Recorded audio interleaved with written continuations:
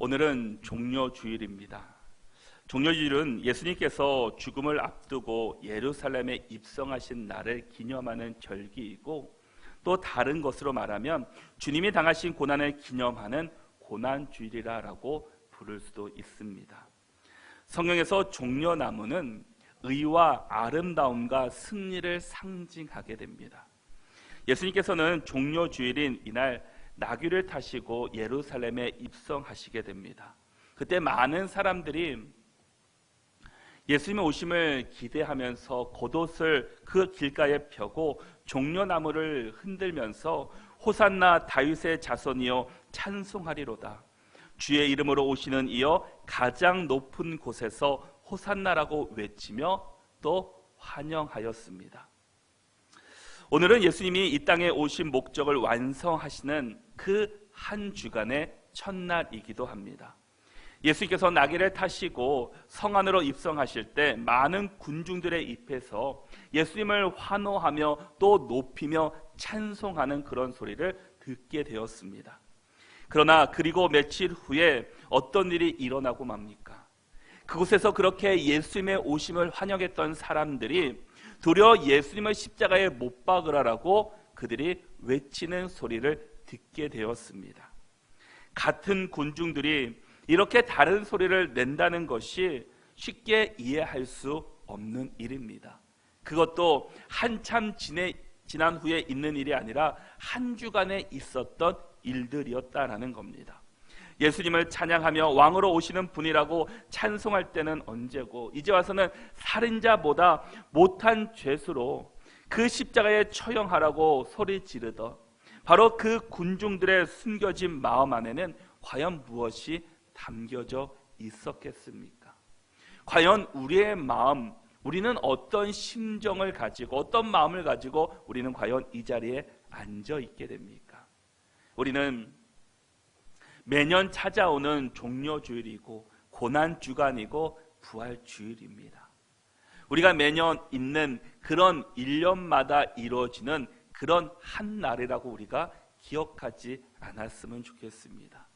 우리는 고난주간을 맞이하여서 또 우리가 다시 한번 예수님의 고난, 그 십자가의 의미를 다시 한번 되새길 수 있는 귀하고 복된 시간들이 될 수 있기를 바랍니다. 사도 바울은 다른 제자들처럼 예수님과 함께 동고동락을 했던 사람은 결코 아닙니다. 그도 예수님을 보고 싶었지만 예수님을 볼 수는 없었습니다. 그런데 다른 제자들보다 예수님에 대해서 어찌보면 더 잘 알지 못했다라는 겁니다. 그런데 어느 제자들도 하지 못한 말을 이 시간 우리들에게 전달해주고 있다라는 겁니다. 그 말이 과연 무엇입니까? 우리 5절의 말씀을 같이 한번 읽어보도록 하겠습니다. 함께 읽겠습니다. 너희 안에 이 마음을 품으라, 곧 예수 그리스도 예수의 마음이니. 아멘. 이 마음은 무슨 마음이겠습니까? 우리에게 이 마음을 품으라고 말씀해 주고 있습니다. 이 마음은 예수님의 마음을 품으라라는 겁니다. 다른 마음, 다른 생각, 다른 것을 품는 것이 아니라 예수님의 마음을 품으라라는 겁니다. 마치 예수님의 마음을 훤히 들여다 본 사람처럼 사도 바울은 지금 말해주고 있습니다. 예수님의 마음은 정확히 어떤 마음입니까? 여러분들은 예수님의 마음을 품고 있습니까? 예수님의 심장을 가지고 우리가 지금 살아가고 있습니까? 여러분 중에 예수님의 마음을 품고 있는 사람이 있다면 이것이 예수님의 마음입니다 라고 말해줄 수 있겠습니까? 바울도 우리도 예수님과 함께 생활한 적이 없던 사람입니다. 직접 예수님을 만난 사람은 아닙니다. 그분의 마음을 우리에게 직접적으로 설명하신 적도 없습니다. 이런 우리가 어떻게 예수님의 마음을 품을 수 있겠습니까? 마음은 사실 실체가 없습니다. 그래서 우리는 자신의 마음조차 제대로 알지 못하며 살아가고 있다라는 겁니다. 자신의 마음조차 헤아릴 수 없고 내 마음조차 컨트롤할 수 없는 사람이 과연 어떻게 예수님의 마음을 품을 수 있다라는 겁니까? 그렇지만 예수님께서는 우리에게 말씀해 주고 있습니다. 예수님의 마음을 품으라고. 우리에게 예수님의 마음을 가지고 살아가라고 말씀해 주고 있다라는 겁니다. 근데 사실 이 본문을 원문 가운데서 보면은 이 마음이라는 단어가 있지는 않습니다. 이것을 다른 말로 예수님의 그것을 닮으라라고 이야기를 하고 있습니다. 예수님의 과연 그것이 무엇이겠습니까? 예수님께서 우리에게 보여주신 행동이다라는 겁니다. 예수님께서 우리에게 보여주신 여러 가지 일들을 우리가 닮아가며 그것들을 품고 살 것을 우리에게 말씀하고 있다라는 겁니다. 이 예수님의 모습을 마음으로 표현한 것은 어찌 보면 거짓이 없는 진실된 것, 정말 정확한 것임을 우리에게 말씀해 주고 있다라는 겁니다. 그러게 우리가 십자가의 그 사건, 예수님께서 병든 자를 고치시고 또 위로해 주시고 상한 자를 고치시는 그런 모습들이 그냥 다른 소설과 같은 그런 일들이 아니라 정말 우리에게 보여주신 모습들이었다라는 겁니다. 예수님께서 그런 모습들을 보여주신 이유는 우리가 그런 모습을 따라 살아가라라고 말씀해 주시기 때문입니다. 우리가 마음을 어떻게 가지냐에 따라서 우리의 모습은 분명히 달라질 것입니다. 우리가 어떤 마음을 품고 어떤 생각과 어떤 다짐을 하며 살아가는 것은 결코 다르다라는 겁니다. 마음이 인생을 결정짓기 때문입니다. 그래서 잠언 4장 23절의 말씀을 보면 모든 지킬 만한 것 중에 더욱 내 마음을 지키라. 생명의 근원이 이에서 남이니라 라고 말씀하고 있습니다. 우리가 잘 아는 그 표현 가운데 이제 그림으로 보시면은 이런 표현들이 있습니다. 생각, 마음이 바뀌면 말과 행동이 바뀌고 또 말과 행동이 바뀌면 습관이 바뀌고 습관이 바뀌면 인격이 바뀌고 인격이 바뀌면 우리의 인생이 바뀐다라는 말이 있습니다. 생각이 바뀌면 우리의 마음이 바뀌면 우리의 인생이 달라질 수 있다라는 겁니다. 그런데 그 마음과 그 생각 가운데 과연 무엇을 담고 있냐에 따라서 우리의 인생이 달라질 수 있다라는 겁니다. 예수님의 마음을 품고 예수님의 생각을 하는 사람은 예수님의 사람으로 변화될 것입니다. 그런데 그의 마음과 그의 생각이 온전히 세상 것에 붙잡혀 있다면 그의 인생은 세상의 사람으로 인생으로 변화된다라는 겁니다. 생각은 개별의 조각들로 존재하지 않습니다. 생각은 하나의 덩어리로 존재함으로써 하나의 틀을 형성하는데 다른 말로 말한다면 신념이나 통념 또한 전제 또는 가치관을 의미해 주고 있습니다. 바로 이 생각의 틀이 성경에서 말하는 이 마음과 같다라는 겁니다.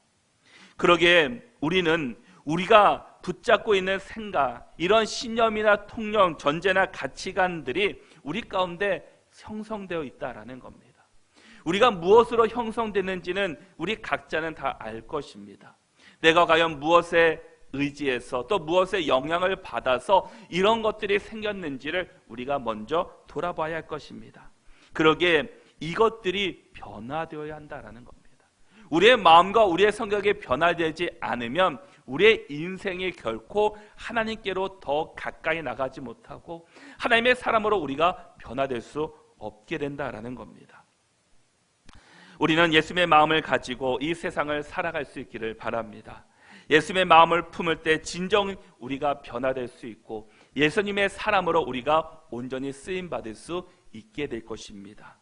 예수님의 마음을 품을 때 비로소 우리도 예수님처럼 살아갈 수가 있게 됩니다. 바꿔 말하면 아무리 우리가 그리스도인이 되었다 할지라도 예수님의 마음은 날마다 품지 않는다면 우리는 늘 세상의 헛된 것을 쫓게 되고 또 세상의 것만 의지하고 품고 살아갈 수밖에 없다라는 겁니다.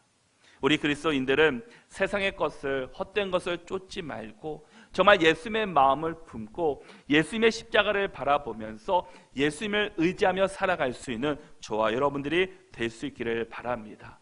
그럼 오늘 본문에서 우리에게 예수님의 마음을 품으십시오라고 말씀해 주고 있는데 과연 예수님이 보여주신 그것, 예수님의 마음은 과연 무엇입니까?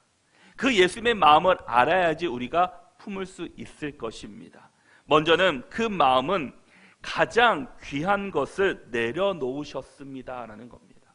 예수님의 가장 귀한 것을 내려놓으셨다라는 겁니다. 우리 6절의 말씀을 같이 한번 읽어보겠습니다. 함께 읽겠습니다.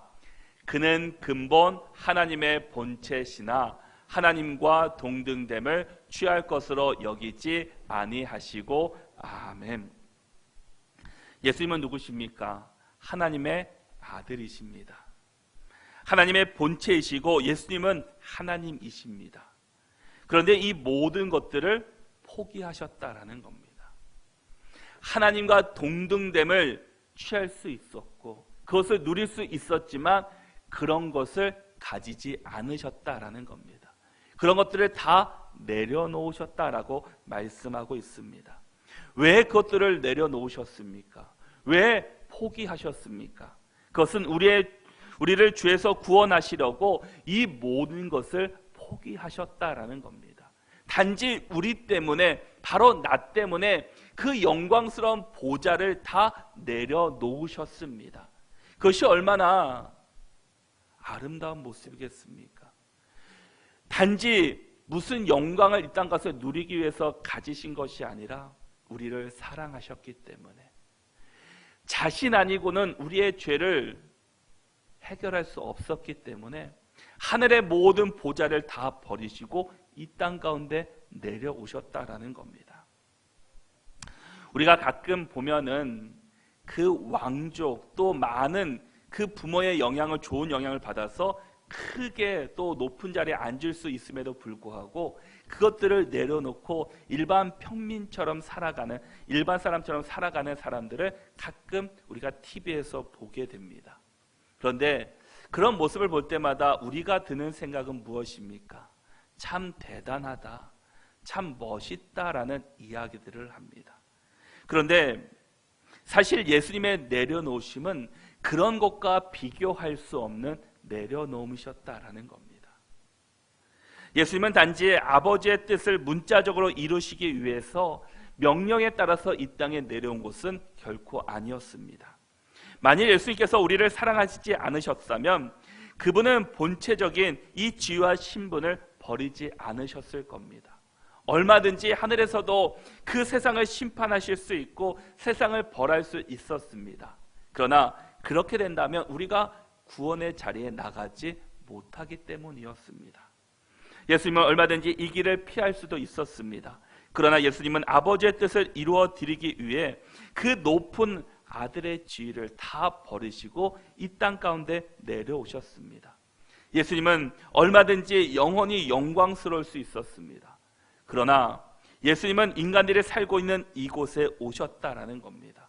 무슨 잘못을 했기 때문에 이곳에 오신 것도 아니고 우리를 살리시기 위해서, 우리를 구원하시기 위해서 하늘 영광의 보좌를 다 버리시고 하나님의 아들로서 이 땅에 내려오셨다라는 겁니다.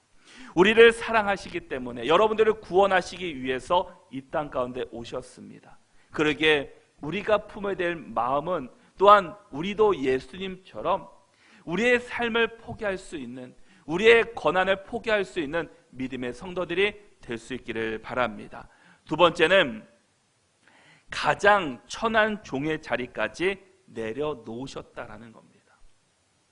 우리 7절의 말씀을 같이 한번 읽어보겠습니다. 함께 읽겠습니다. 오히려 자기를 비워 종의 형체를 가지사 사람들과 같이 되셨고. 아멘. 여기서 중요한 것은 예수님이 비우셨다라는 겁니다. 예수님은 어느 정도 자기를 비우셨습니까? 종의 형체, 가장 인간 안에서도 낮은 자리까지 오셨음을 우리에게 말씀해 주고 있습니다. 그리스도가 사람의 모형으로 오셨다라 하더라도 예수님은 하나님이십니다. 그런데 본문에서는 종의 형체라고 말씀해 주고 있습니다. 이것은 예수님이 진정으로 사람이 되셨다라는 겁니다. 예수님은 일시적으로 사람의 흉내를 내시기 위해서 이 땅에 오신 것이 아닙니다. 예수님은 정말 인간이 되시기 위해서 여자의 몸에서 잉태되셨고 또 사람처럼, 우리처럼 성장기를 거치셨다라는 겁니다. 시공간에 매이실 수 없는 분께서 인간이시기에 인간과 같은 똑같은 죄악을 받으시고 이 땅 가운데 사셨습니다. 예수님은 참된 인간이셨다는 것은 우리는 결코 부인할 수 없는 사실입니다. 우리 예수님께서는 하나님이심에도 불구하고 인간으로 나셔서 역사의 한가운데 사시면서 우리의 형제가 되셨고 우리의 친구가 되어주셨고 우리의 이웃이 되어주셨습니다. 동시에 그는 죄가 없으신 유일한 인간으로서 우리의 삶의 빛과 소망의 상징이 되시기도 하셨습니다. 그리고 끝내는 자신을 비워 이 인간의 죄를 구하게 해주셨다라는 겁니다. 오히려 높임을 받으셔야 하는데 불구하고 오히려 가장 낮은 자리에서 우리보다 더 우리를 섬겨주시고 우리를 사랑해 주시고 우리를 위해서 가장 고통스러운 형벌 십자가를 지셨다라는 겁니다. 종이란 아무런 자기 권한이 없는 사람입니다. 주인이 하라는 대로 해야 되는 사람이 종의 모습입니다. 가장 낮고 낮은 자를 의미했다라는 겁니다. 그리고 끝내는 자신의 몸을 바쳐서 우리 인간의 죄를 구하여 주셨습니다.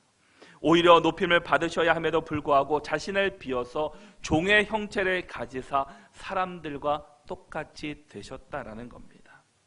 우리를 구원하시긴 예수 그리스도, 우리를 구원하시기 위해서 이 땅 가운데 오신 그 낮은 자리에 오신 예수님의 그 사랑, 그 헌신과 희생을 기억할 수 있는 우리가 되고, 우리도 내가 높임을 받는 자리가 아니라 낮아질 수 있는 겸손한 자리에 설 수 있는 우리 모두가 될 수 있기를 바랍니다.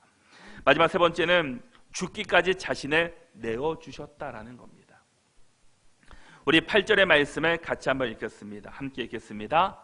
사람의 모양으로 나타나사 자기를 낮추시고 죽기까지 복종하셨으니 곧 십자가의 죽으심이라. 아멘. 뭐라고 말씀합니까? 자기를 낮추시고 죽기까지 복종하셨다라는 겁니다. 죽기까지 자신을 내려놓으셨다라는 겁니다. 그것이 십자가로 우리에게 보여주셨습니다. 죽기까지라는 것은 모든 것을 포기하셨다라는 겁니다. 모든 고난을 다 내려놓으셨다라는 겁니다. 자신의 것이 아니라 이제는 내 것이 아니라 하나님께 드리고 십자가에 자신의 생명까지 바쳤다라는 것을 우리에게 말씀해 주고 있습니다. 이것은 원문적으로 잘 해석해 보면은 겸손하게 사셨다라는 겁니다. 예수님은 겸손하게 순종하여 죽기까지 복종하셨습니다. 그리스도께서 죽으신 이유가 무엇입니까? 인간이 자기를 창조하신 하나님을 무시하고 자기 마음대로 산 그 죄를 예수님께서 다시금 구원해 주시기 위해서 우리의 죄악된 모습으로 인해서 지옥에 갈 우리가 천국으로 하나님의 나라에 갈 수 있도록 인도해 주시기 위해서 자신을 드렸다라는 겁니다. 어느 누가 자신의 생명을 바치면서까지 옆에 있는 사람을 구원할 수 있겠습니까? 그것은 바로 예수님께서 우리에게 보여주셨던 그 사랑이고 은혜였다라는 겁니다. 우리는 예수님의 마음이 무엇인지를 우리가 잘 알아야 합니다. 그리고 그 마음을 품어야 합니다. 많은 사람들이 옳은 일을 하는 것이 예수님의 마음이다 생각이라고 이야기를 합니다. 옳은 일을 하긴 하는데 그 안에 예수님이 없다면 어떻게 하시겠습니까? 아무리 좋은 일을 많이 하고 선행을 많이 한다 할지라도 거기에 예수님의 마음이 없다면, 십자가의 은혜가 없다면 과연 어떻게 하시겠습니까? 우리는 예수님의 뜻이 무엇인지 우리는 잘 알아야 하고, 우리가 무슨 일을 하든지 예수님의 마음을 가지고 우리는 살아갈 수 있어야 합니다. 그 마음을 우리가 품어야 함을 오늘 본문에서 우리에게 말씀해 주고 있다는 겁니다. 우리가 예수님의 마음을 품지 않으면 아무리 옳은 일을 할지라도 그것은 인간의 냄새밖에 나타날 수가 없습니다. 내 자신의 생각과 내 뜻만이 그곳에 나타난다라는 겁니다. 그러기에 우리는 우리의 마음이 아닌 예수님의 마음을 품고 우리가 다른 사람을 위해서 기도하고 다른 사람들에게 헌신하고 섬길 때 그것이 진정한 예수 그리스도의 사랑이 전달될 수 있다는 겁니다. 그런데 우리는 우리의 마음을 가지고 하기 때문에 우리는 때로는 그 선행을 하고 섬기고 사랑을 베풀지만 우리 안에 섭섭함이 생긴다라는 겁니다. 왜냐? 내 마음을 가지고 하기 때문에, 내 생각을 품고 하기 때문에 그런 모습들이 나타난다라는 겁니다. 그런데 우리가 하나님의 마음, 예수님의 마음을 품고 우리가 예수님을 전하고 예수님의 사랑을 전달한다면 그것은 예수님께서 하시기 때문에 어떤 그 사람이 어떤 반응을 하던 안 하던 우리가 섭섭함이 생길 수 없다라는 겁니다. 왜냐? 우리는 예수님의 마음으로 한 것이기 때문입니다.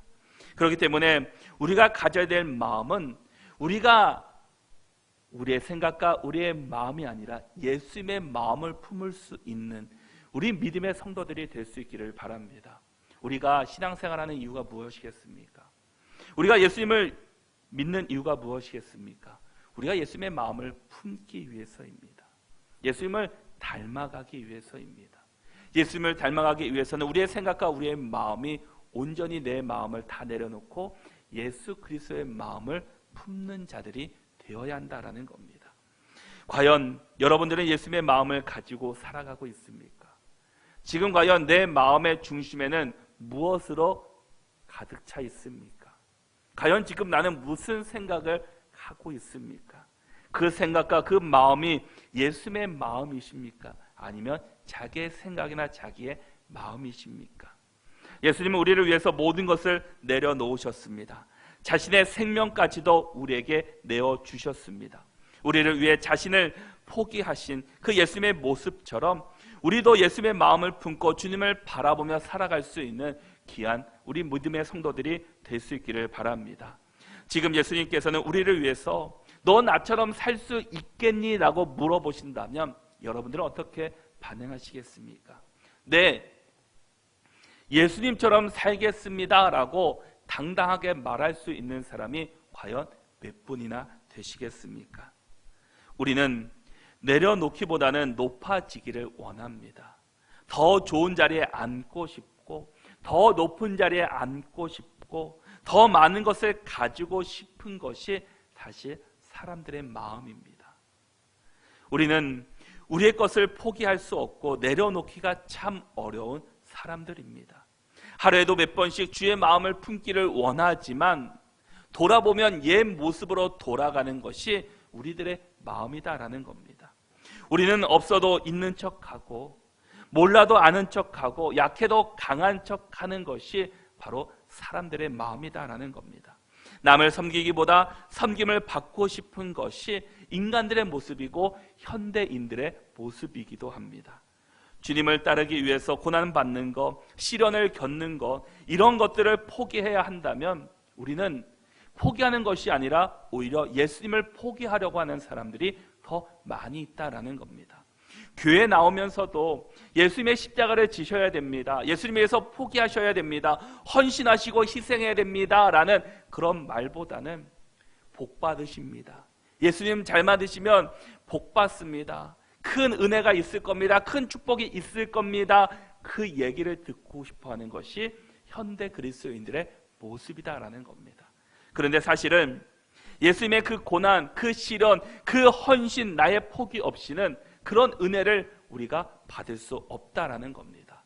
우리가 예수님을 위해서 헌신하고 포기할 때 하나님께서는 그런 모습을 통해서 우리에게 은혜를 베풀어 주시고 우리에게 복으로 함께 주십니다. 그런데 그런 헌신과 희생 없이 모든 사람들이 오로지 복 받는 것, 많은 축복을 받는 것에만 많은 사람들이 붙잡혀 있다라는 겁니다. 예수님의 마음은 그런 마음이 아닙니다. 예수님의 마음은 우리를 위해서 모든 것을 포기하시고 모든 것을 다 내려놓으신 바로 그런 마음이다라는 겁니다. 우리 모두가 정말 예수님의 마음을 품을 수 있는 저와 여러분들이 될 수 있기를 바랍니다. 여러분들이 포기하십시오, 헌신하십시오, 희생하십시오 하면은 어떤 마음이 듭니까? 내가 손해보아야 하는구나, 내가 어렵게 살아야 되는구나, 그런 생각을 하게 됩니다. 나의 것을 내려놓기가 참 어렵다라는 겁니다. 그런데 예수님께서는 우리에게 말씀해 주십니다. 내려놓으라고, 낮아지라고. 왜 그렇겠습니까? 너희가 낮아지고 내려놓고 포기할 때 그 가운데 하나님께서 채워주신다라는 겁니다. 내가 비울 때, 내 마음 가운데 세상 것을 내려놓을 때 누가 그 안을 가득 채울 수 있겠습니까? 하나님이시다라는 겁니다. 예수님의 마음이다라는 겁니다. 우리 이 마음 가운데 세상으로 가득 채우면 예수님이 그 마음을 품을 수 있는 공간이 생길 수 없습니다. 그러나 세상 것으로 다 비우면 그곳에 채울 수 있는 것은 예수님의 마음이다라는 겁니다. 그래서 예수님께서는 우리가 포기한다고 했지만 하나님께서는 그것을 보상해 주신다고 말씀해 주고 있습니다. 우리가 9절에서 11절까지의 말씀을 같이 한 목소리로 읽어보도록 하겠습니다. 함께 읽겠습니다. 이러므로 하나님이 그를 지극히 높여 모든 이름 위에 뛰어난 이름을 주사 하늘에 있는 자들과 땅에 있는 자들과 땅 아래에 있는 자들로 모든 무릎을 예수의 이름에 꿇게 하시고 모든 입으로 예수 그리스도를 주라 시인하여 하나님 아버지께 영광을 돌리게 하셨느니라. 아멘. 진정한 높임은 자신을 비우고 낮추는 겸손함에 있습니다. 우리는 겸손하게 하나님의 뜻을 따르고 주변 사람들을 섬겨야 합니다.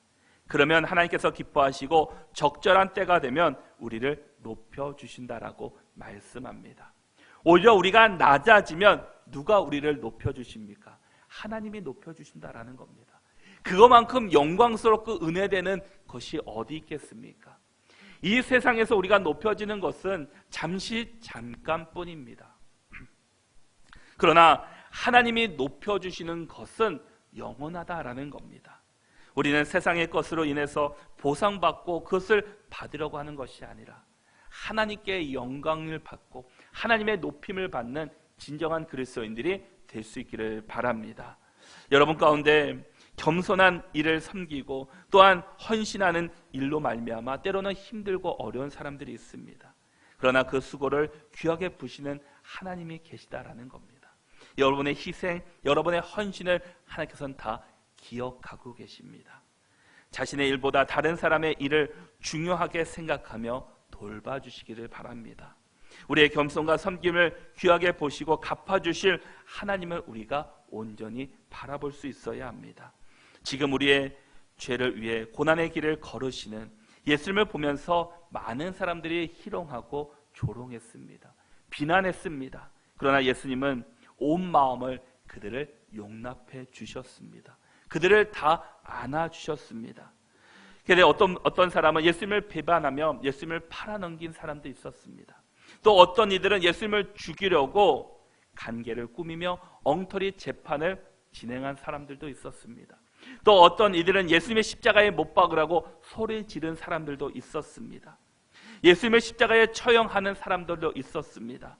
예수님께서는 그런 자들을 위해서 십자가에 달리셨습니다.